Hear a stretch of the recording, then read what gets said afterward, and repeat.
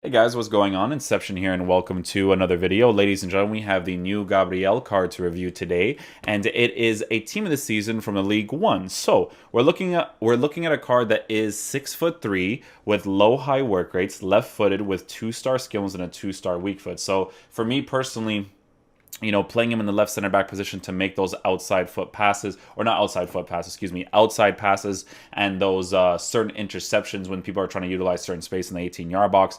It is more of an ideal situation for me to use the players that way. In regards to traits, doesn't really have any traits, so nothing too crazy there. Now, the unfortunate thing with this card is the fact that I think acceleration and sprint speed should have been switched, because if you had 86 sprint speed and 74 acceleration, that would have been a more ideal situation because of the shadow chemistry style boost that you would have given him. Right now, because that this is the case, he's still gonna be a decent center back in game because he's still gonna have 99 acceleration, but it's just that he's still gonna have 84 sprint speed. So the best way to utilize this card is obviously going to be with a lower depth and just using his acceleration to your advantage, because he's always going to be on low high work rate, so he's going to be chilling at the back, right? So when you switch to him, you just got to utilize that acceleration as quick as possible, right?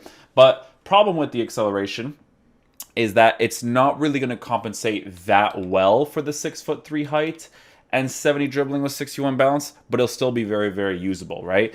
Doesn't have any finishing presence, which is perfectly fine. He's a center back. It would be nice if he did, just in case, in the corners, but it's whatever. He does have passing stats, which is really nice. He does have 97 composure, which is great as well, because 97 composure under pressure is always a very, very relevant thing, so it's great that he has that as well. With this card, I think it's pretty obvious that you would give him a shadow chemistry style as well, because you need as much pace as possible to be able to transition left and right really quickly. You would essentially be making his defense perfect while his physical is already really good, because 80 stamina for a center back is already good enough. He already has 93 aggression, 99 strength. The stamina boost for base card stats is always a welcome one as well. So the way that this card would look in game with the chemistry style boost would look like this. So I'll just show you guys really quickly what he would look like. He would just look like something like this, right? On the shadow chemistry style, he would have 99 acceleration with 84 sprint speed, near enough perfect defending. So again, if you utilize his low-high work rates with lower sprint speed a certain way where you're playing with lower depth, it wouldn't be necessarily a bad thing, because acceleration being 99 will be very, very important for this card. Again, because his physical stats are already there. So I think that's what most people would have chosen on him. People also chose an engine on him as well to improve his dribbling capabilities as well as his pace. People who play low depth will be playing with an engine chemistry style probably, because it wouldn't be too relevant for them to change the pace anyways, but I think a shadow makes the most sense for sure. Now, the way that we are going to be lined up with a card like this in game is going to look like this. This is just a review squad, nothing too specific here. Same Maximine, by the way, I never got my hands on this card for review, but he's actually phenomenal in this game.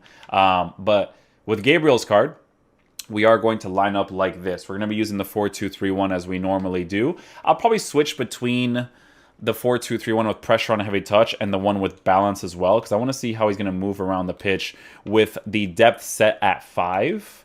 Right, with him playing in the left center back position, also right center back position for the first part of the review, because I just want to see what he's going to be like defending in those situations. So obviously, with center back reviews, what we do is we just give the ball to the opponent and hope that they attack in a decent way where we could try out what he's like the moment we switch to him, transitioning left and right. What he's like off the ball wise, because obviously when you give these cards a defensive boost with shadow, obviously they're significantly better, but they need to be nice from base card stats, because that way you can tell that with the shadow they would only play better in game, right? So yeah, we'll be trying out the balance and the pressure on heavy touch, and we're going to be seeing how he moves across the pitch. So let's get into a game and see how he plays.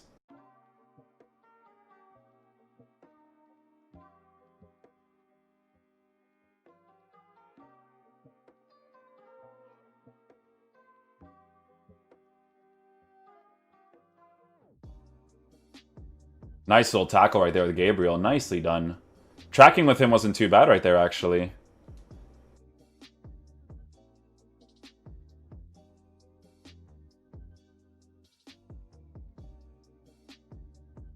Nicely done, Gabriel. Unfortunately, with the tackling in this game, it's not really rewarded in those situations, but he did okay right there. He doesn't have the acceleration or... What the heck was that, Alfonso? He doesn't have the acceleration or sprint speed boost, but he's still defending quite nicely. Oh, hopefully this guy actually plays through the middle. The way his team is set up, though, it looks like it's going to be a 4-2-3-1 regardless, though. Yeah, hopefully hopefully he just attacks a lot, to be honest. Okay, guys, so we're going to try him out with pressure on heavy touch first, and we'll basically take it from there. His height in-game... Yeah, it's pretty big, to be honest. He doesn't look like he's 6'3". I would say like a 6'2" player, but he's still pretty tall in game. Dribbling actually doesn't feel too bad on the card. Yeah, on the ball dribbling with him in regards to him being a center back is not necessarily bad. Can't even make a simple pass. Yeah, okay, that's good. So it's just going to be a matter of balance in regards to transitioning left and right quickly, right? So that's good.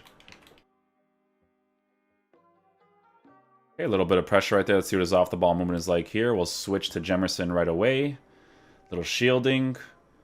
Okay, good. So even when I have possession with the ball, he keeps marking the other dude. Even right now, he keeps marking the other guy. Then he goes back into position really nicely. First touch is good.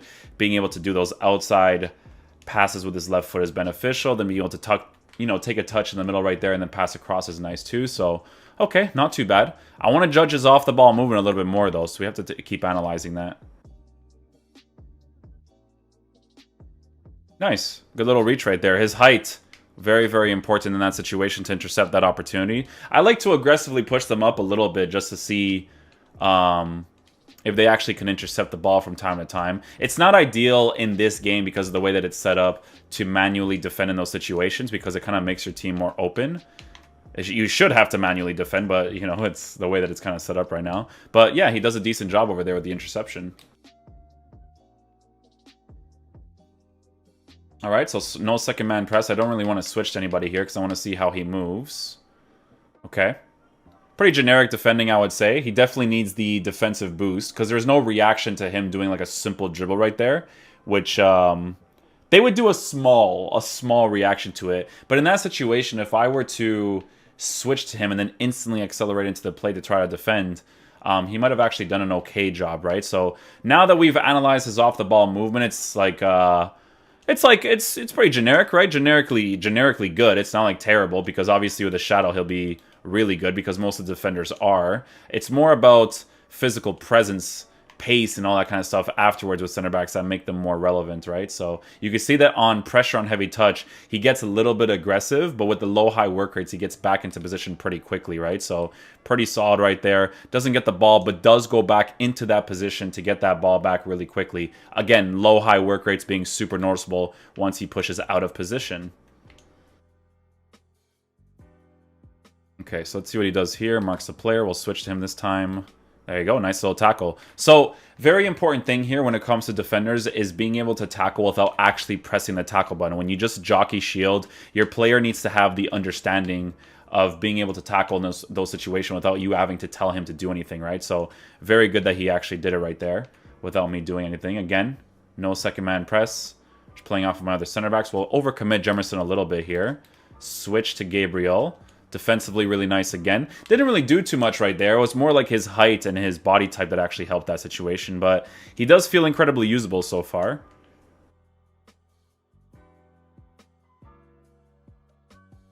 There you go. A little touch with the acceleration.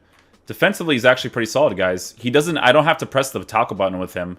Most meta center backs, you don't necessarily need to press the tackle button because they have really good defensive awareness. So that's very solid. It's a good thing for him to have without the shadow chemistry style boost. So definitely really nice. Okay, we're just going to give the ball away here. Again, interception. His interceptions are really good because of his height and physical presence. I really wanted to just try out the tackle right there in that situation. He did okay. He always reaches in with his foot. It's a good characteristic to have, guys. He's always reaching in every time I'm trigger shielding with him. Or every time I'm a jockey system with him, not shielding, excuse me.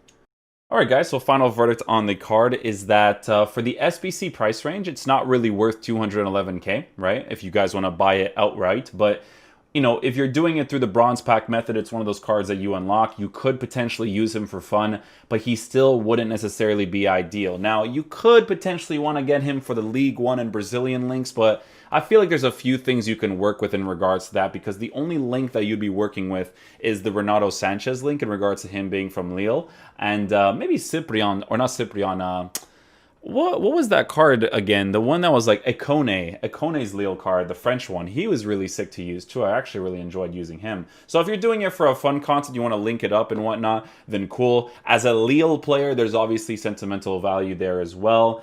With the Shadow Chemistry style, I think the card would be drastically improved, although the sprint speed would be noticeable when you are manually controlling him. If you are not manually controlling him and he finds himself out of position, his low-high work rates, without you touching him, he will go back into position really quickly and be able to defend the opportunity for you really well. He has a very good characteristic about this card, and that is the jockey tackling, right? So it's like basically when you're just using the jockey system with the player, but when he understands he needs to make the tackle, he will do it himself. He was actually doing a pretty decent job at that. The height definitely helps him out in game as well. Like I said, he's definitely a usable center back. Like for me, if FIFA was set up a certain way, I definitely have him in a team for the fun concept. But with the center backs and the way that they exist nowadays in the market and whatnot, it wouldn't be worth the price range of 211k in my opinion. But he's incredibly usable in game, and I didn't really feel like he was a nuisance. Like the dribbling on the card didn't feel too bad, because I feel like the ball control, reactions, and composure compensated really well for it, especially with the 77 agility. Balance was noticeable on the card, definitely noticeable, but like I said, the acceleration would definitely compensate really well for the card if you were to give him the Shadow Chemistry style boost. So thank you guys so much for watching this video. I will catch you guys for the next one. Peace out, dudes. Love you guys.